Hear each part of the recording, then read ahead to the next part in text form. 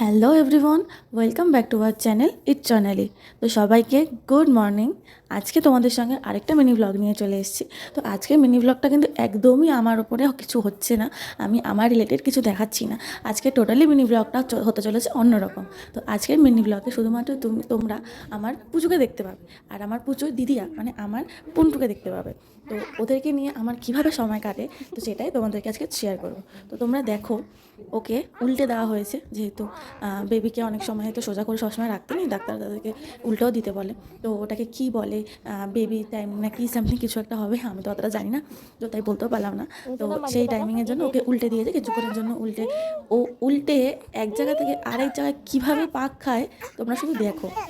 ও continue উল্টে দিয়েছে। আগে প্রথম প্রথম যখন উল্টে দিত তখন খুব কাঁদতো, তো এখন সে কান্নাকাটি তো ছাড়ো, ও উল্টে দিলে এখন মনে হয় আরও বেশি মজা পায়। তো সেটাই তোমাদের আজকে দেখানোর জন্য ভাবলাম আমরা তোমাদের সঙ্গে একটা ছোট্ট মিনি ব্লগ শেয়ার করে দিই, তা তোমরাও দেখো যে ওর সারাদিন কী করে।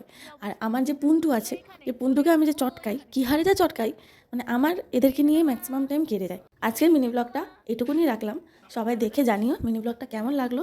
নেক্সট আবার মিনি ব্লগ আসতে চলেছে, বড় ব্লগও আসতে চলেছে, তো সবাই দেখো। এই পিন্টুর হচ্ছে দুটো গালে দুই নাম, কোনটার কি নাম আছে পিন্টু বলে দাও তো একটু। একটা রসগোল্লা, একটা হচ্ছে পান্তুয়া। কোনটা কোনটা কি এটা হচ্ছে রসগোল্লা, এটা হচ্ছে পান্তুয়া। নামটা কে দিয়েছে? দাদা ভাই। আর অবশ্যই ভিডিও ভালো লাগলে লাইক করো, কমেন্ট করো, সাবস্ক্রাইব করে দিও।